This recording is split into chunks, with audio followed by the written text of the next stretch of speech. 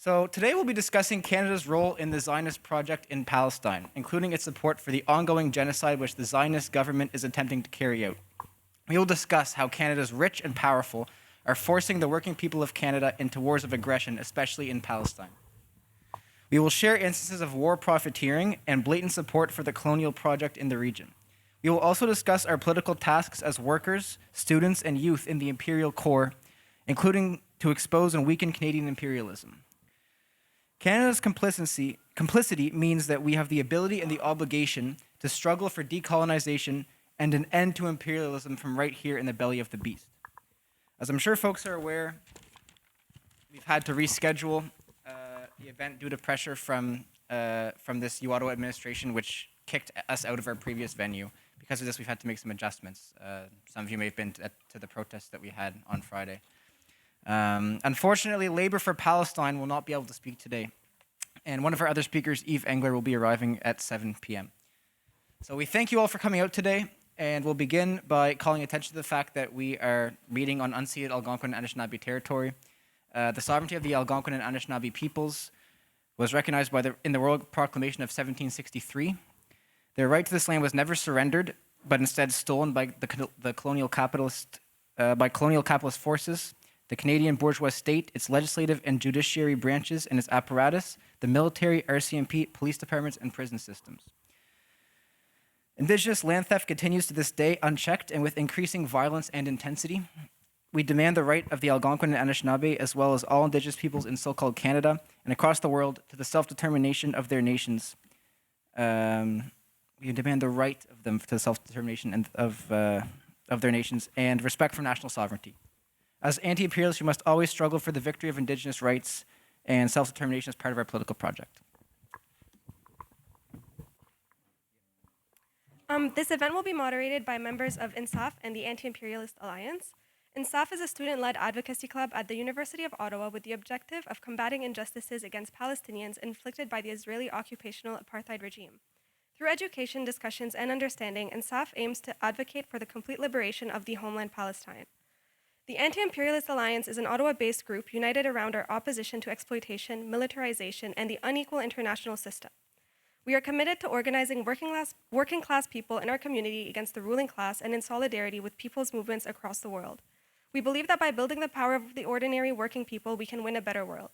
Now on to our first speaker. Sara Abdul Karim is an organizer with the Palestinian Youth Movement. The Palestinian Youth Movement is a transnational, independent, grassroots organization of Palestinian and Arab youth in exile advocating for Palestinian liberation from the ongoing colonization and occupation of their homeland by the Zionist state of Israel. Sara has been organizing for Palestinian liberation for several years, having previously served on the board of the Association of Palestinian Arab Canadians for 2 years and organized on campus with the Palestinian Student Association at UOTO. She holds a master's in international affairs with a specialization in conflict analysis and conflict resolution.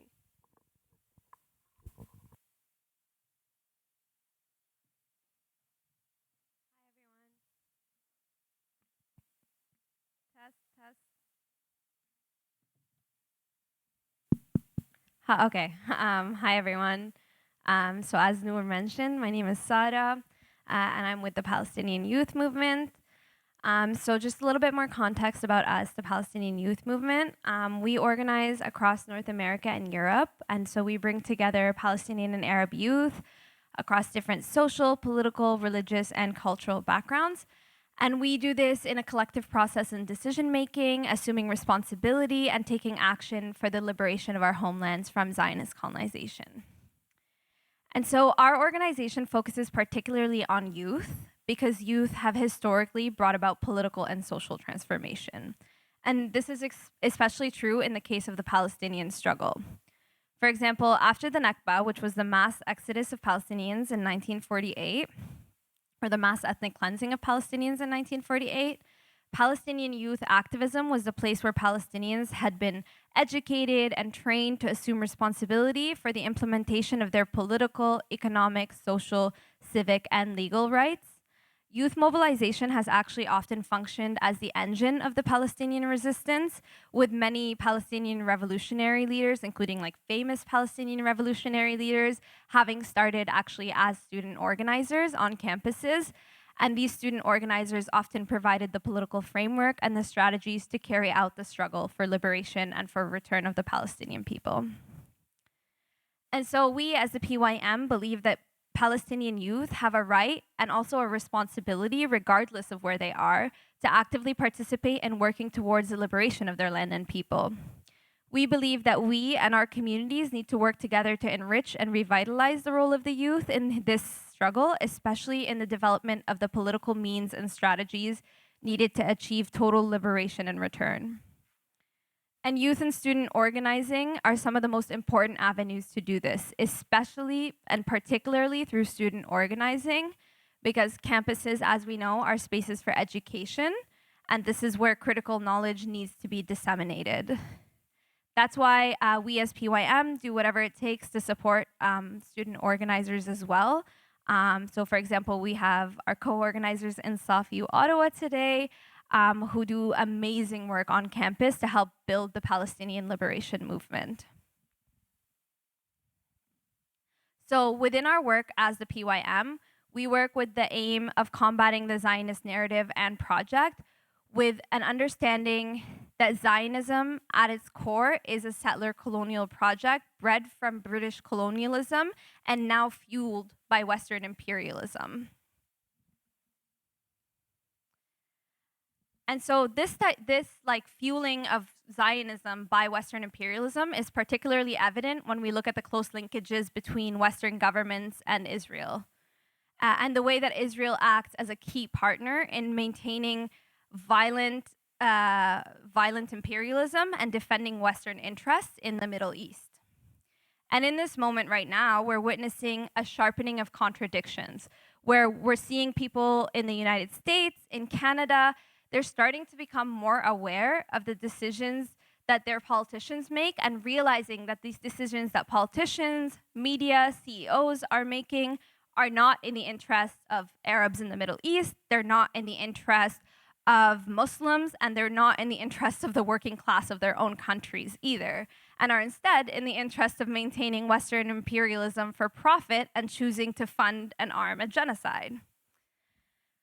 But one thing that I think, in the Canadian context find is that in North America, there's more of an understanding of how the US is an imperial power that funds wars for its own interests. So the majority of us understand that the US invaded Iraq because they had an interest in oil. The majority of us understand that the US is in the Middle East because they want to capitalize on Middle Eastern resources. But oftentimes people brush over how Canada also operates in that way, and particularly when it comes to Israel, and how decisions by our Canadian leadership are oftentimes not reflective of the needs or what the people want, but rather intended to support Western financial and resource interests in the Middle East. And so through our work as the PYM, as youth, as the students, and the anti-imperial struggle coordination organizations that are working with us today, we all have a responsibility to make these contradictions clear and impossible to miss, including here in Canada, to make people aware of exactly how our government is not only aiding and abetting this genocide right now, but how our government has consistently supported the Zionist settler colonial project on Palestinian lands. So as we're watching this genocide in Gaza unfold, it's becoming more clear than ever before to the mass population that Canada is one of Israel's most extreme supporters. Canada sells weapons to Israel. It consistently backs Israel in the UN. They offer Israel special trade access, and all of these we'll get into a little bit more in a minute. But what we need to understand first is that the unyielding support to Israel that we're seeing right now is not new. So in 2005, Liberal Prime Minister Paul Martin came out and said, quote, "Israel's values are Canada's values." And of course, Israel's values are Canada's values, because they're the values of a settler colonial state. Both of them cleared the land of Indigenous people to make room for settlers. Both impose and entrench land theft with police or military violence. Both signed one-sided treaties to normalize the inequality on the ground. And both offer empty apologies while continuing to commit their crimes. And in fact, since Israel's foundation, Canada has assisted US military interests in the Middle East, backing a strong client state, so Israel as the client state, to help control the region's oil and keep Arab nationalism in check. And even during the deliberations over the partition of Palestine, Canadian diplomats actually followed the Americans' lead and word for word said, "We will have nothing to say until the United States has spoken."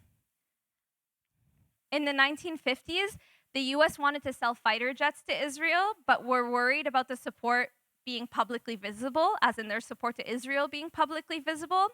And so Canada actually sold those fighter jets to Israel for the United States. Canada was actually the last country, apart from Israel, even after the US, to open contact with the Palestinian Liberation Organization in the 1980s, after the entire world, including the United States, had recognized the PLO at the UN.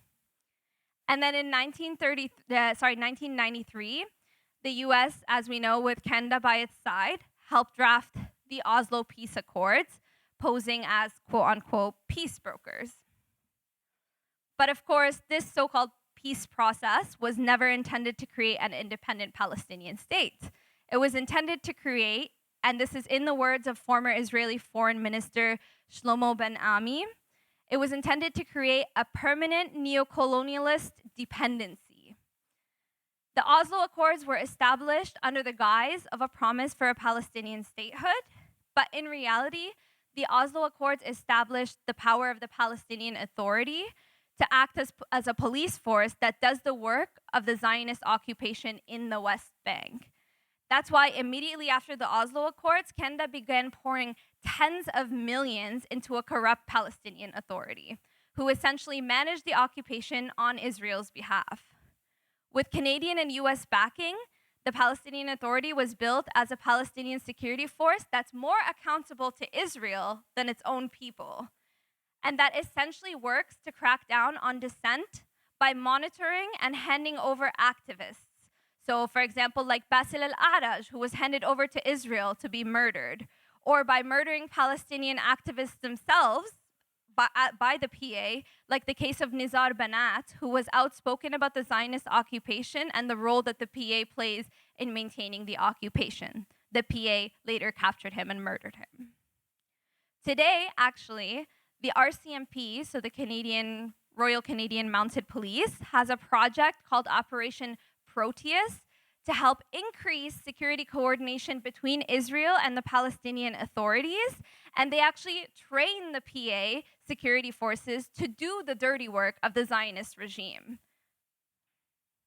And today, we see that Canada has become one of Israel's strongest supporters on the global stage.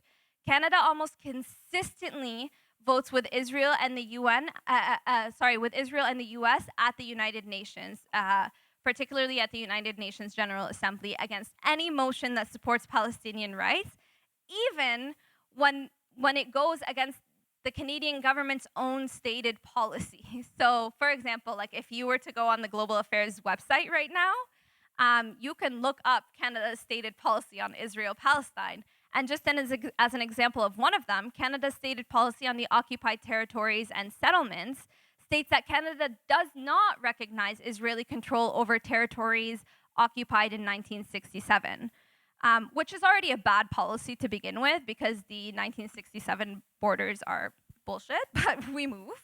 But Canada's actions don't even meet that low bar. And at the UN General Assembly, Canada consistently votes no against the resolution that identifies Israeli settlements in these same territories as illegal. So your website says one thing, and then at the UN General Assembly, you're voting another thing. Not only that, but the Canada-Israel Free Trade Agreement, so CIFTA for short, actually allows for the free trade of products from the very same settlements that Canada claims on their website to recognize as illegal. And de facto, like by allowing trade from these settlements, you're essentially legitimizing the annexation of that land by Israel. So again, they have the stated policy publicly posted on their website on the one hand, and then are providing a major trade deal to these illegal settlements that help fuel Zionist colonial expansion onto Palestinian lands, on the other hand.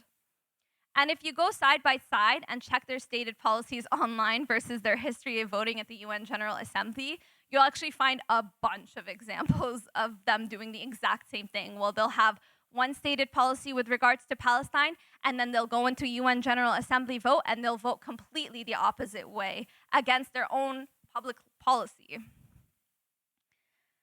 And so, like, Canada's reputation at the UN as voting like only in line with America and Israel has actually gotten like so bad that like it was considered a huge part of the reason that Canada lost its bid for a UN Security Council seat in 2020. So Canada bid for a UN Security Council seat in 2020, and actually it was clear that the Canadian government knew this too, because in 2019 they voted yes on a single UN General Assembly resolution in support of Palestinian self-determination, and that's out of the 16 standing resolutions that happen at the UN General Assembly annually.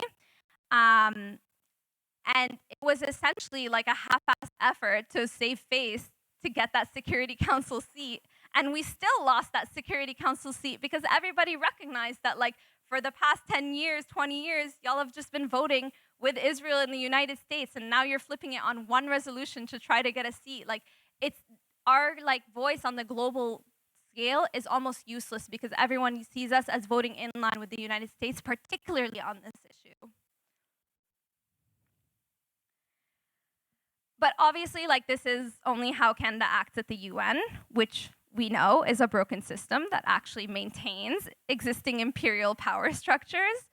And so what's even worse is how Canada materially supports Israel and the Israeli military. So following the inception of the Canada-Israel Free Trade Agreement, Canada and Israel engaged in billions of dollars of trade. Canadian companies built the Israeli Air Force's communication system and components for bombers and helicopters, unmanned drones, maritime patrol aircraft, surveillance systems, and body armor. Canada has even helped build highways used by Israeli settlers that are actually off limits to Palestinians. So essentially, Canada has helped build the infrastructure of Israel's system of apartheid. And Canadian arms sales to Israel, as it commits a genocide right now, is the most violent example of Canada's support to Israel. Canada sells $21 million in arms to Israel annually, including explosives, firearms, and aircrafts. And these are the very arms that are then used to murder Palestinians in the thousands and commit genocides and mass ethnic cleansing, like what we are seeing today. This makes Canada not only a supporter of genocide, but guilty of it. And Canada doesn't just sell weapons to Israel, it offers Israeli weapons companies spaces to come advertise their products at the largest North American arms expo, CANSEC, which actually happens right here in Ottawa every year.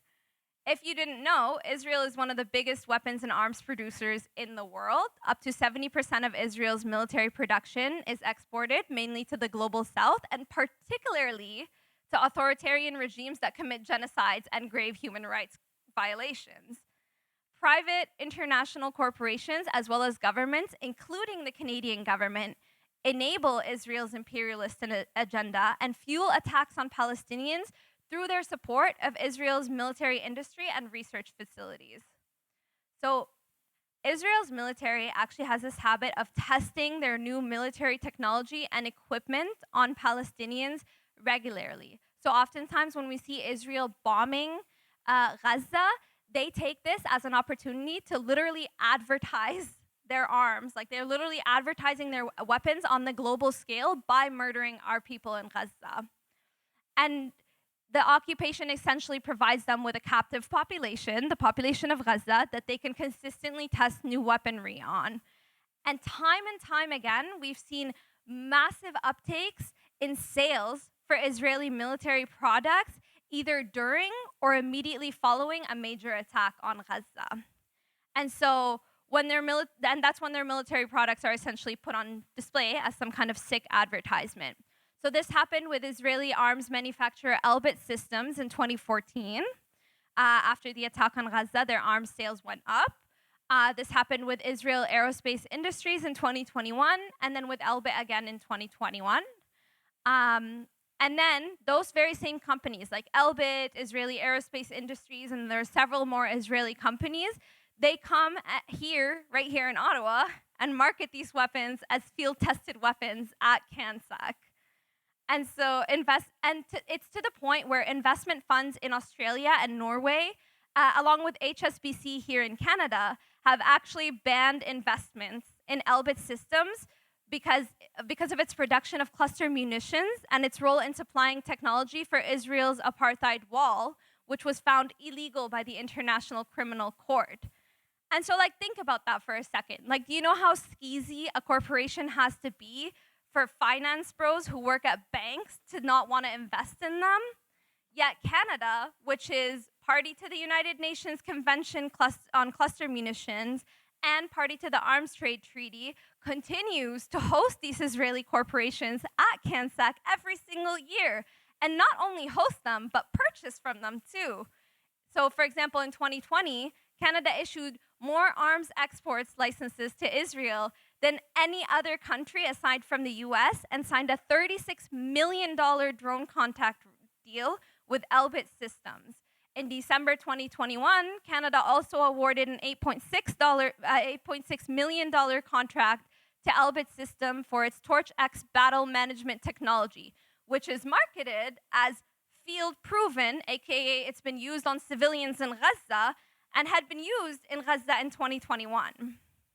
Beyond this, in 2022, Israel was actually the only government to have a booth and a government representative at CANSAC, meaning not only were they given an opportunity to sell the weapons that they test on Palestinians, but they were also given an opportunity to purchase Canadian weapons to use on Palestinians. And this happens every year. So Canada, we need to understand that Canada plays a crucial role in sustaining Israel's military industry and channeling large amounts of money into Israel, whether through the Canada-Israel Free Trade Agreement or through our arms trades and exports with Israel. And so we, the PYM, we work with our comrades at the International League of People's Struggle at ILPS and other anti-imperialist comrades to shut down the CANSAC Arms Expo every year. So it happens every year in May at the EY Center. And we feel that it's our duty to target the way that the violence of Zionism is fueled by Canada, and especially when it's happening right here in our city. And I'll close off with saying that we hope that from attending teach-ins like this, we can inform our community about these actions, and hopefully we can see you all in May at the next CANSAC action, because I really think that we need to let our city know that we don't condone hosting genocidal weapons companies here. Thank you.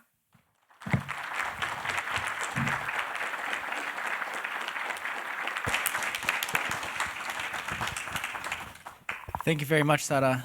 I should also mention, if folks have any questions, there will be a chance to ask your questions later. There's a Q&A after the speakers have spoken, so take note of your questions and you'll have the chance to ask them to our panelists after.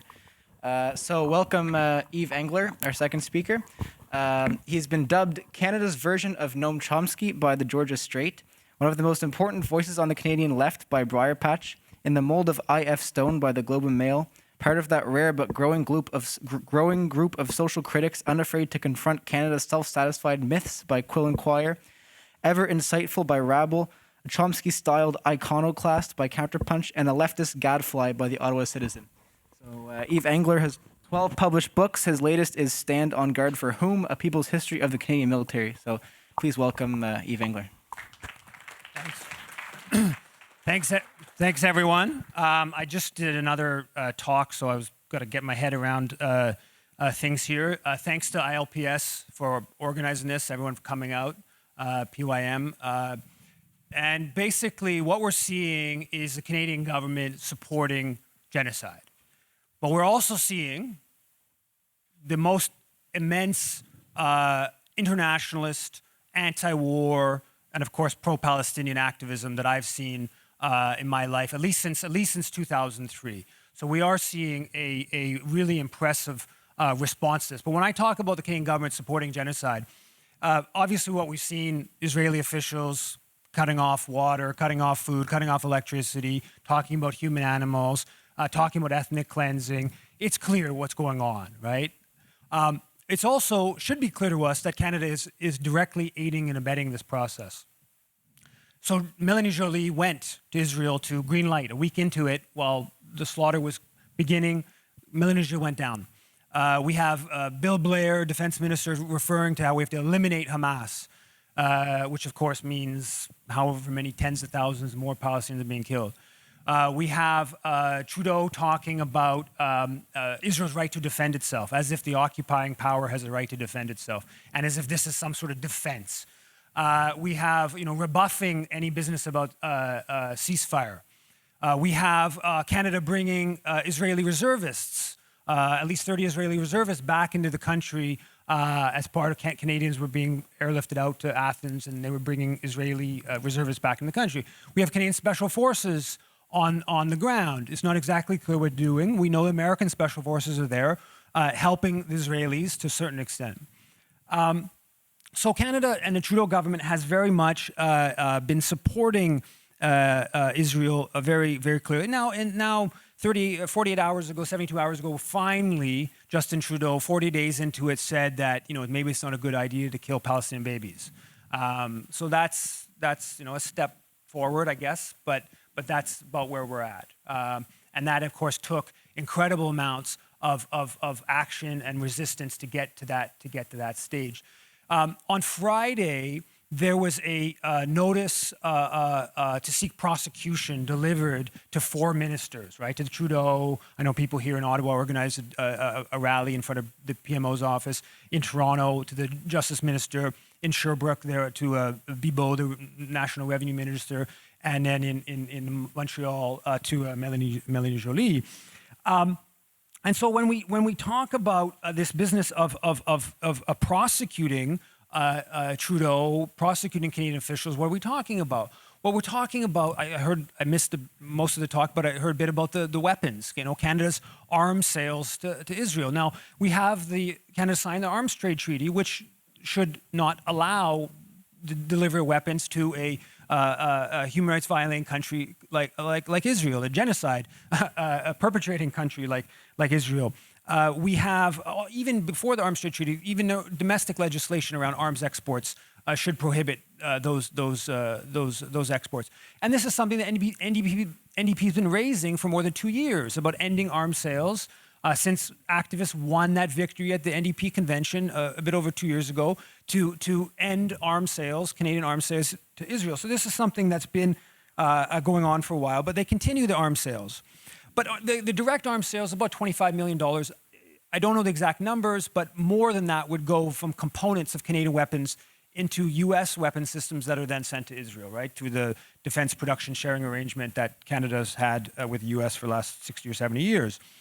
So we have weapons. We have all kinds of relations between the Canadian military and the Israeli military. One of the ones that we don't talk about much is the Operation Proteus, which is the Canadian forces in the West Bank building up a Palestinian a security force to oversee the occupation, right? That's what Canadian aid to the Palestinians. We talk about Canadian aid to the Palestinians. In large part, it's about administering Israel's occupation, very explicitly so, and that's been clear for more than a decade. So there's relations between the Canadian military on the ground there and Israeli military. There's the border security arrangement between Canada and Israel. Beyond the military, all the defense attaches between the countries, the ties through NATO, the ties through the Five Eyes intelligence apparatus between the Canadian and Israeli military.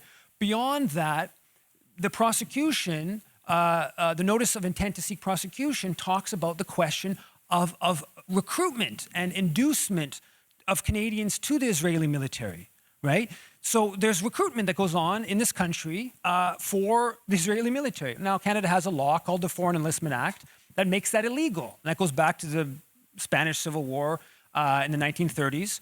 And yet there's been a campaign for about 3 years now to prosecute Canadians for their role in inducing Canadians to go to join the Israeli military. And a whole bunch of evidence has been put forward. The Trudeau government just basically, this is not the response of then Justice Minister Lametti was, this is a police matter, we don't want to touch this thing. So they've refused to take seriously this question of Canadian organizations, the Israeli consulate in Toronto openly recruiting, just literally online, not very openly violating the Foreign Enlistment Act. And there's groups like Sarel that bring about 150 volunteers every year from Canada to go work on Israeli military bases. That all should violate the Foreign Enlistment Act. There's no move on that front by the Trudeau government, and for that matter, previous Canadian governments. So that's part of this notice of intent to prosecute Trudeau. Another part of this intent to prosecute for aiding and abetting Israel's war crimes in Gaza is the charities, right? There's all these charities in Canada, registered Canadian charities that funnel funds, provide assistance to the Israeli military. Canada Revenue Agency rules are absolutely explicit. You're allowed to be a registered charity, which gets the ability to provide tax write-offs and has all these tax benefits, basically subsidized by the Canadian taxpayer. You're allowed to support the Canadian military, but you're not allowed to support any other country's military. But there's a whole slew of organizations in this country that are registered charities that support the Israeli military in different ways. The Canadian Zionist Cultural Association is one. That the lawyer, Shane Martinez, who brought forward this notice of prosecution, he did some very good work on that and challenging the charitable status of the Canadian Zionist Cultural Association. There's the Hesek Foundation, right? There's a big brouhaha about supposed anti-Semitism in Toronto because at the Indigo bookstore there was Heather Reisman photos put on around their role in complicity in genocide. Well, the Hesek Foundation has funneled more than $100 million. This is Heather Reisman and Jerry Schwartz, who own Indigo and own Onyx and other companies. They've sent more than $100 million over the past 18 years. I think it was set up in 2005 to support non-Israelis, to finance them to join the Israeli military, right? So, some dude growing up in Vancouver, we're going to offer you some scholarships and whatnot if you go and join another country's military. The Hesek Foundation is a registered charity, right? So we're subsidizing these rich Canadians, subsidizing people from New York or from Paris or from wherever to go join the killer force, the IDF killer force. But again, this violates not new laws that we should impose through the Canada Revenue Agency, but current laws of the Canada Revenue Agency that says you cannot support other countries' militaries. The whole question of charities is something that doesn't get close to enough attention. It's the most important way Canada contributes to Palestinian dispossession today. There's more than 200 organizations that fundraise. There's very good data that it's going to be released soon, but Just Peace Advocates, Karen Rodman, Just Peace Advocates, more than $250,000. We don't know the exact funds because it's very difficult to trace it all, but more than $250 million, should I say, annually of registered charities funding projects in Israel. Some of them is just like every different Israeli hospital, every different Israeli university has a Friends of Hebrew University, Friends of Technion, etc. Canadian Friends of Technion. They fundraise for those projects. If you look at Israeli universities, they almost all work with the IDF. You can make a case that all of the charities, Canadian charities supporting Israeli universities, that actually they violate current Canada Revenue Agency rules because you can't support another country's military. Also, CRA rules say you can't support settlements because the Canadian government officially considers the settlements in the West Bank contrary to international law, and so you're not allowed to support settlements. Likewise, the CRA has an explicit policy of being anti-racist. So racist organizations, and there's a whole bunch of Canadian charities that support explicitly racist organizations in Israel. I don't mean just like they're Zionist and therefore they're racist. I mean they're like explicitly racist. They say, what we do is we campaign against misogynation and, Arabs and Jews marrying and stuff like that. So there's charities in this country that are subsidized by our tax dollars supporting this, and Israel's GDP per capita is the same as Canada's. Right? There's no other country in the world. We're not funneling huge sums to Sweden. right? They're not funneling huge sums to Japan, right? This is a totally unique situation where there's all these organizations in Canada funneling money to a country with a GDP per capita equivalent to Canada's that happens to be an apartheid state according to all the human rights organizations, that happens to be committing genocide right now in Gaza, etc. So the whole question of charities is a really important question that mostly gets ignored by Palestine solidarity. There's been very good work from Just Peace advocates. Karen has submitted about a dozen complaints to the Canada Revenue Agency around charitable status. And the Canada Revenue Agency, to be fair, has shown a degree of independence and has revoked the charities of pro-Israel charities in the past.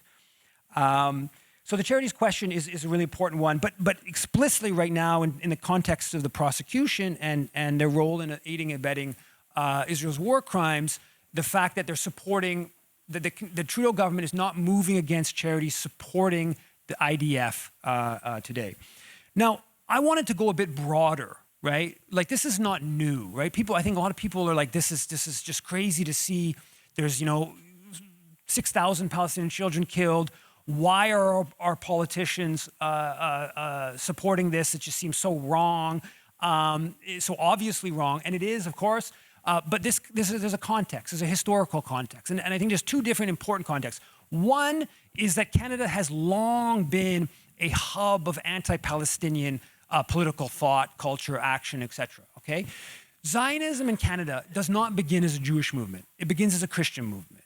Right? So there's a Christian Zionist movement going back to the time of Confederation. And the most well-known was actually an Ottawa businessman by the name of Henry Wentworth Monk, who came up with the idea of what effectively becomes the Jewish National Fund, a body that people around the world fundraise for that helps colonize Palestine. And he proposed a dominion, like Canada was a dominion of the British Empire, for a Jewish dominion, just like Canada was as part of the British Empire. So it had a mix of Christian logic to it, biblical literalism, and British geostrategic thinking. And that's actually how large part Zionism in Britain as well begins. But so this is campaigning, kind of low-level campaigning on this issue. Canadians helped conquer Palestine, right, in 1917. The Canadian who led the British forces in West Africa, Charles Dobell, I think Charles William Dobell, he becomes kind of like the governor. They conquer parts of German West Africa during World War I. He leads a couple operations to try to take Gaza. They fail.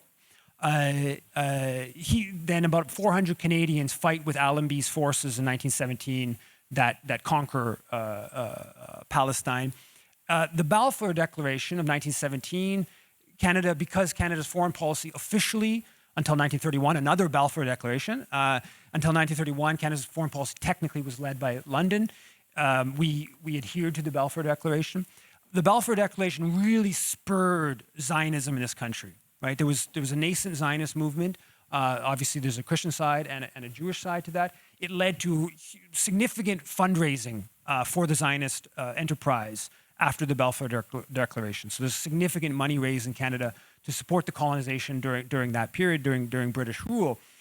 The most important Canadian contribution to Palestinian dispossession is the partition plan, right? When the British mandate, the British give the mandate sort of up to the UN to come up with a solution, Canada plays a very important role all phases of that process.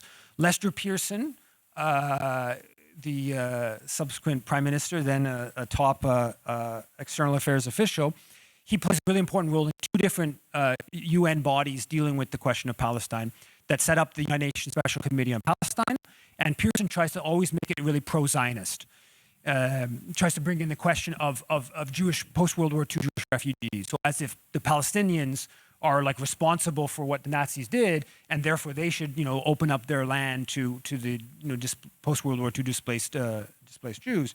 And then the Canadian Supreme Court Justice Ivan C. Rand is part of this Canada's representative on the United Nations Special Committee on Palestine, which goes to the region, come up with a solution, And he's like an ultra-Zionist. At one point, he's trying to give the Zionist movement more territory than the Zionist movement was even asking for, right? Like he's just like, yeah, give it all to the Zionist movement. Ultimately, he's considered the lead architect of the partition plan. The partition plan, from a Palestinian perspective, is highly unjust, right? 55% historic Palestine is given to the Zionist movement, even though the Jewish population is less than a third, even though they own less than 7% of the land. And the Palestinians rightfully rejected it. Now, what the partition plan did in large part was it provided the diplomatic cover for the Zionist movement to ethnically cleanse, right? Gave a sort of like international legitimacy. I should also say when the partition plan is brought back to the UN, Lester Pearson also plays a very important role in the negotiations in getting UN countries behind it. Mostly what he does is he tries to negotiate between Washington, London, and Moscow, and come to figure out an accord. And he's dubbed Lord Balfour of Canada, right? Lester Pearson, for his important role. It's the front page of the New York Times. The important role Pearson plays in the partition, in getting support for the partition plan. So the partition plan provides the cover for the Zionist movement to ethnically cleanse Palestine. Hundreds of Canadians participate in that process. The numbers are up in dispute. The main organizer in Canada claims 1,000. Others say 300. The nascent Zionist Air Force is led by a Canadian. It's like mostly Canadians, former World War II Canadians who lead that. So Canadians play a role. There's Canadian weapons that get sent, and so Canada plays a really important role in the Nakba, right? In the catastrophe. After Israel's created, Canadian weapons sales, there's a thesis, 150-page thesis all about Canadian weapons sales to Israel from 1950 to 56. Canada, with the exception of the 56 war, I can get into that if people want. Aside from that, Canada supports Israel's wars basically ever since, right? Canadian weapons sales, diplomatic support, UN votes. There's throughout the period, throughout the last 75 years, Canada's consistently one of the most likely to support Israel at the UN after the US. Obviously, there's the trade accord that was signed in '97 under the least anti-Palestinian Prime Minister, Jean Chrétien. He signs a trade accord that includes West Bank settlements as products from West Bank settlements coming into Canada duty-free. So essentially, Canada de facto accepting the West Bank settlement expansion, and Canada, important intelligence ties. There's like the communications security establishment, Canada's equivalent to the NSA. They, spying on Yasser Arafat. They're spying on the PLO. There's all evidence of that. That goes right up until today. Canada has close intelligence ties. The Five Eyes intelligence, Canada, Britain, UK, New Zealand, and Australia, important intelligence ties with Israel. Through NATO, there's military ties as well. And that gets into the other part of understanding this, right? So there's this long Zionist history in Canada, but there's also this long imperial history in Canada, right?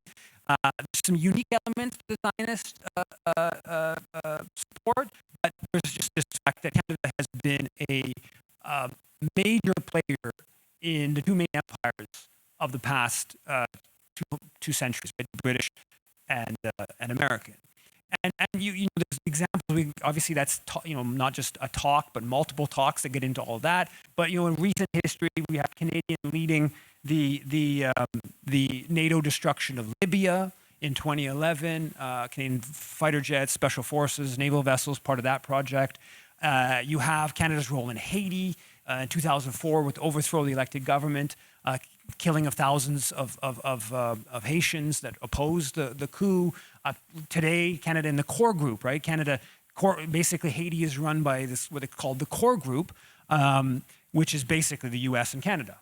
They literally appointed the current leader of Haiti was literally appointed by a tweet from the core group. Incredible as that might sound, it's actually true. You look at, just the history of Canadian warfare, joining of wars, historically with the British, the Boer War, Sudan in the late 1800s, obviously World War I, in the post-World War II period, from Korea to the first Iraq War to Yugoslavia, Canada has been an integral player within NATO, and one of the main, the U.S., Britain, and Canada, the Anglosphere of nations. So Canada has this deep imperial history, and basically there's two main forces that drive Canadian foreign policy, which is support for empire, historically British, today U.S., and support for Canadian corporate interests. I think on the question of Palestine, there are some other factors. I think that the pro-Israel Jewish organizations contribute significantly, and I also think there's still a much smaller than maybe historically, but there is a Christian Zionist element to it as well. There's still organized Christian Zionist organizations that also influence it. But the big picture is Canada has been deeply tied to the main imperial powers and has a foreign policy that's about advancing the interests of corporations. So that's the context, I think, that we have to understand this in. Again, I think that what we've seen, the horrors of what we've seen Israel's committing in Gaza, but also to obviously lesser extent in the West Bank, also with regards to Lebanon to maybe a lesser extent as well, not to mention bombing Syria on a weekly basis.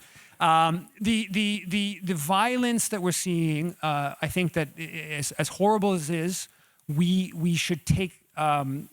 We should be proud for those of us who've participated in, and we should take some solace for those who want a better world in the opposition. This is the level of resistance, the level of internationalism, the level of commitment, the level of disruption. Right, the people willing to disrupt the politicians, disrupt the Giller Prize ceremony, disrupt Scotiabank's offices, et cetera, et cetera. We're seeing real internationalism, real anti-imperialism. And that offers us a hope out of this horrible, horrible Canadian foreign policy. I'll leave it at that. Thanks.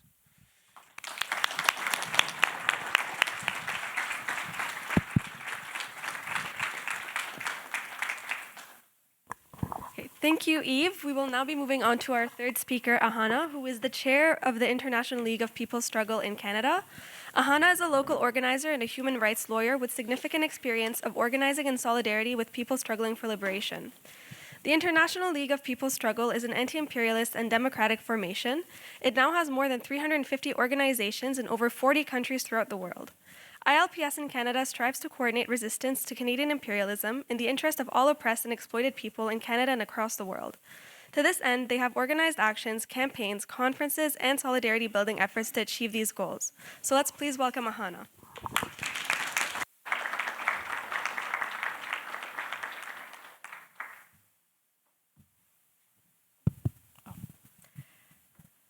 Thank you, Sarah, and thank you, Yves.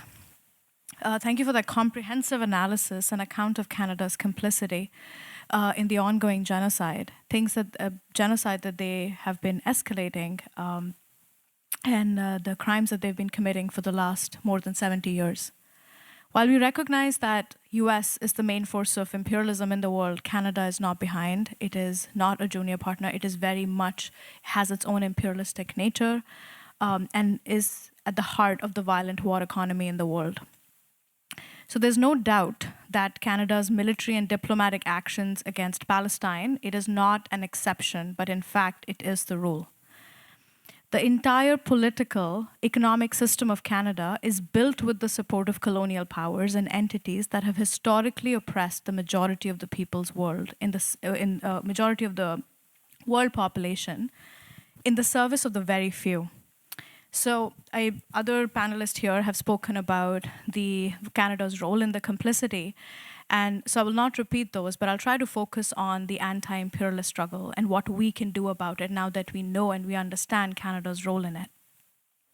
And an important aspect of that work, and a word that we've we've heard today a lot, is imperialism, is organizing ourselves against a common enemy, imperialism. And a fair question is that what is imperialism and why we emphasize anti-imperialism so much when we talk about national liberation, we talk about building genuine democracies in the world, and we talk about freedom from exploitation. These questions, and often come up in our local organizing and organizing as well, is how is imperialism connected to the anti-people housing policy in Canada? How is imperialism connected to the freedom of Palestinian struggle, and how are they all connected? So many of you may already know this, but I will just want to emphasize that imperialism is that common thread because it defines the stage of capitalism that we are in right now. Because if capitalism defines how the world works through exploiting working people in the world, imperialism tells us how it is structured. And very, very simply put, it is the expansion of capitalism, but at a global scale. So it involves the concentration of the world's wealth in the hands of the very few corporations, which are based mostly in United States, Canada, and Europe. And it is made possible through the impoverishment of the vast majority of the world's workers, and it is upheld through force by the forceful underdevelopment of the rest of the world. It includes, and it is upheld by force, like I said, including military aggression, occupations, economic coercion, and propping up local dictatorships when it suits the interest of these imperialist blocs, like the US, Canada, and Europe. This causes the low quality of the precarious work that we experience here in Canada, the exploitation of the migrant workers, their forced displacement from their countries to move to Canada in the first place, and their further exploitation once they reach here. And which is why the people in the struggle have identified imperialism as their common enemy. And we do this because it explains to us that why the foundation of the struggle is that because the powerful, the rich and the powerful, their actions are not arbitrary. Canada's actions are not arbitrary. They are very much quite rational. It is just against our interest. It is working very well for their interest. And imperialism, which is why we also emphasize that imperialism cannot be reformed. And it is because it worked perfectly for them. It is not broken for them. But it does not work for us. And which is why we emphasize on people's actions, on people's struggles, and why we support the Palestinian movement, Palestinian youth movement, and all the resistance struggles in the world for national liberation. So why I started with this emphasis is because to emphasize that what's happening in Palestine and why Palestine is under occupation is for the imperialists to control the region by force and by any means necessary. And this is to control their resources, specifically the oil and gas, the control of the related markets to it, and for countries like the US to have strong military allies in the Middle East. I'm just going to read a couple of lines from a 2019, so a fairly recent UN paper. It was titled "The Economic Cost of the Israeli Occupation for the Palestinian People, the Unrealized Oil and Natural Gas Potential." The first line of that paper reads, "Geologists and natural resources economists have confirmed that the occupied Palestinian territory lies above sizable reservoirs of oil and natural gas wealth in Area C of the occupied West Bank and the Mediterranean coast off the Gaza Strip." And it goes on to say, "The disputes and tensions involving oil and natural gas cannot be separated from the political context that surrounds them. And the fact that the period when the natural gas discoveries were made coincided with a number of important political developments in the region." And I think here we've discussed what those political developments in the regions were: bombing and killing of Palestinians. The political context intersects at many crucial junctures with the oil and natural gas resource development and thus complicates an already complex political situation. They won't name it, but it is the illegal occupation of Palestine, and it is directly connected to the oil and gas that Palestinians, as it says, above sizable reservoirs of oil and natural gas wealth. And for context, how much we're talking about, the new discoveries of these oil and natural gas in the Levant Basin amounts to 122 trillion cubic feet of natural gas at a net value of $453 billion in 2017 prices, 1.7 billion barrels of recoverable oil at a net value of about $71 billion. And another UN source tells us that the exploitation and prevented development of natural resources has cost the Palestinian economy since 1948 over $300 billion US. So the exploitation of Palestinian natural resources, including oil natural gas by the occupying power is front and center of this historical development, and it has cost the Palestinian people everything. The Palestinian economy, since its occupation, has neared complete collapse for decades under the matrix of the Zionist control and domination. The Palestinian people do not have control over the water, land, and minerals and are barricaded by permanent military blockades. The Zionist entity control the oil gas fields in the West Bank, and the developments of these rights of the land are managed by British gas, bypassing any permission from any Palestinian body whatsoever. The economic costs of this colonial project to the Palestinian people are well documented. I'm not going to go into it today, but the Palestinian human rights organizations have reported on it, the people have been reporting on it, human rights advocates have been calling for this, and even the United Nations have called for it. And they have established that the social and economic conditions in Palestine by the colonizers is deplorable.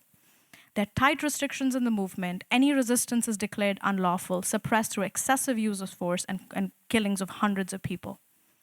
Loss of their access to resources, even for selling their goods and products, tightly controlled by the colonizers.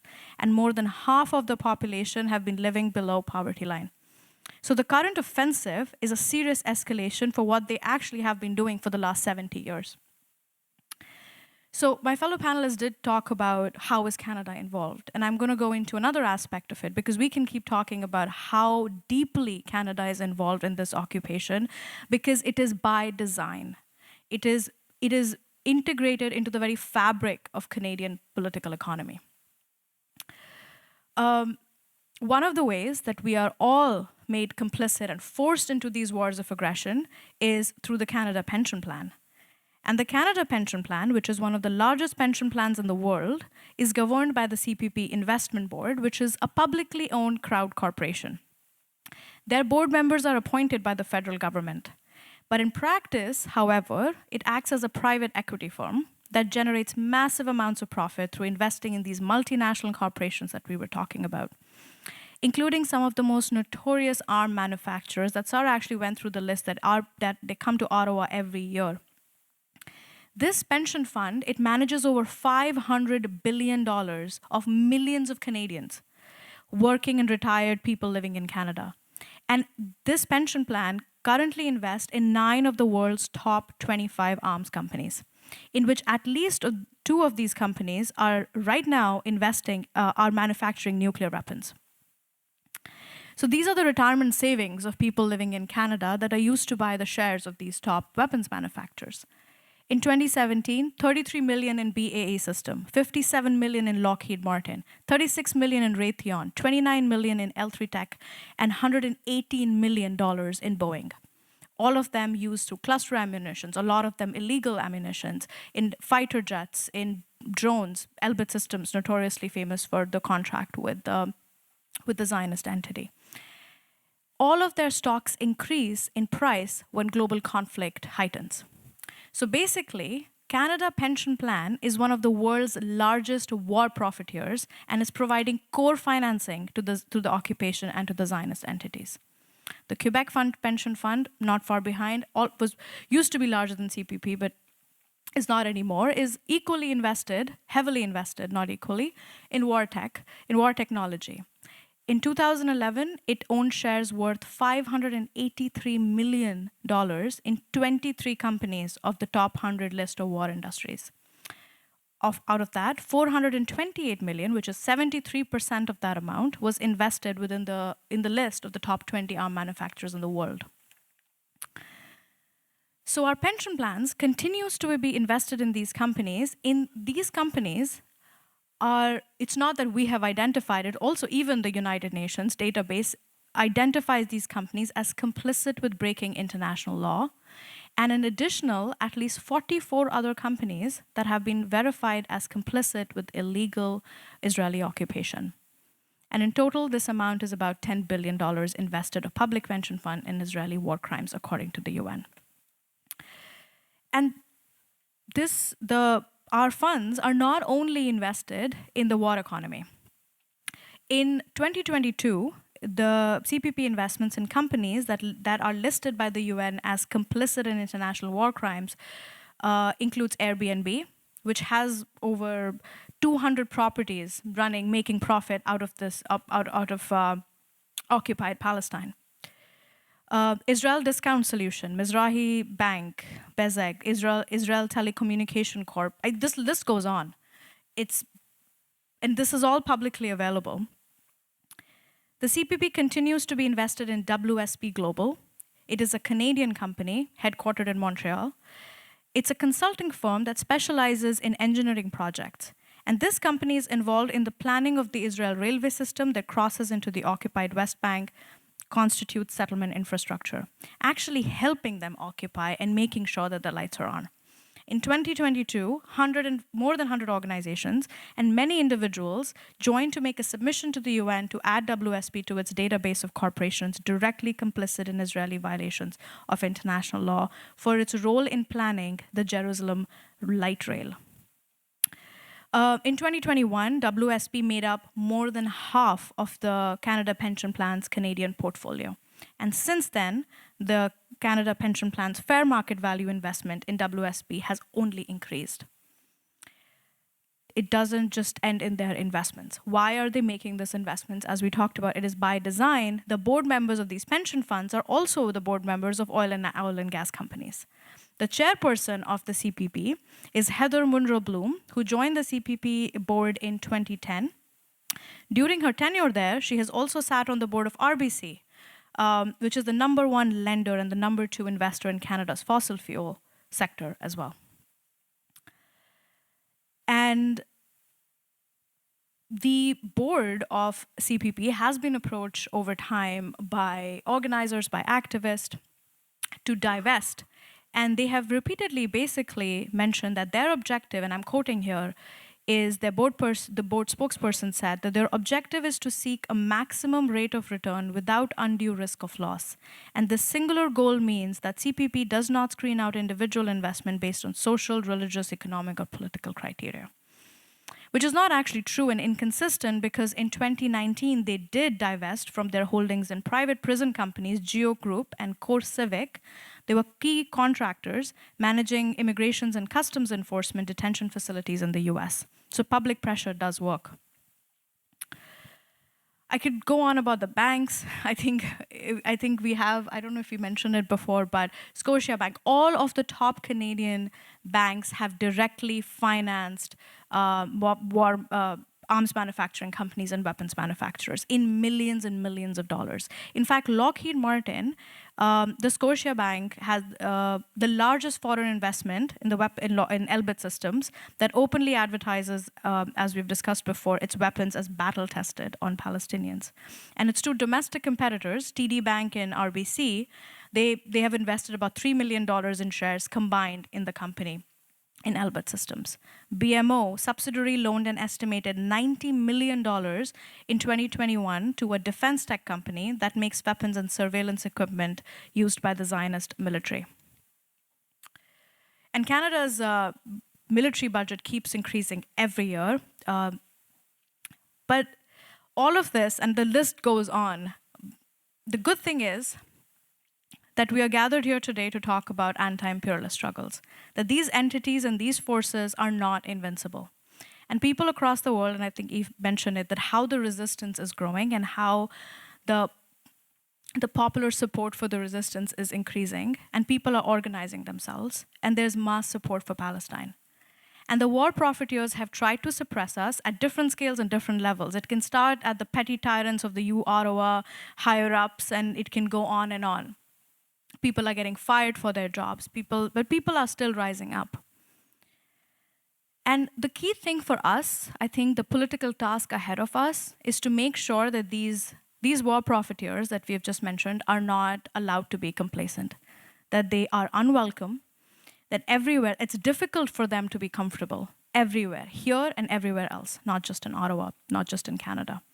And we see escalations of actions more recently, but there are examples of peace activists in Ottawa, some of them are present in the room, who've been calling out the Canadian complicity when for many, many years, for decades in Ottawa. And when they've protested and when they tried to shut down CANSEC.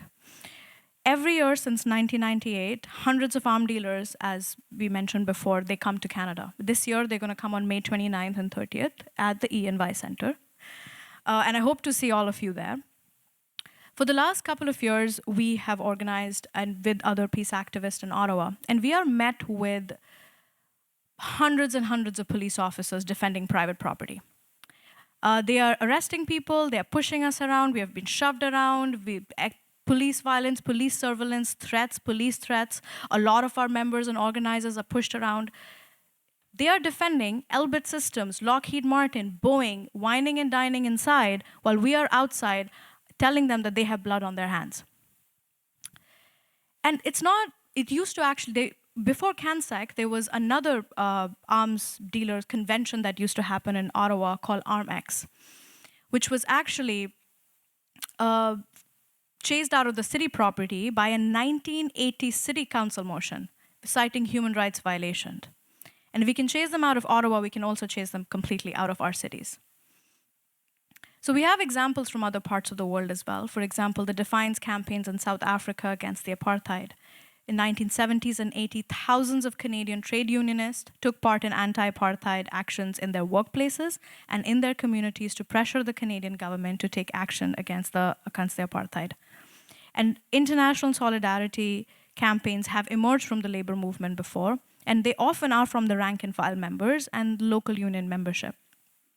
And these membership, the rank and file members and other union leadership, have made direct contact with workers in other parts of the world. It is a very effective way of challenging capitalism directly. There are forces currently within the Canadian labor movement to advance anti-imperialist positions. We were hoping that Labor for Palestine it's sad that they couldn't make it today, but they have been emphasizing and doing amazing work to call out on worker solidarity. And building those positions among these rank and file members is extremely important.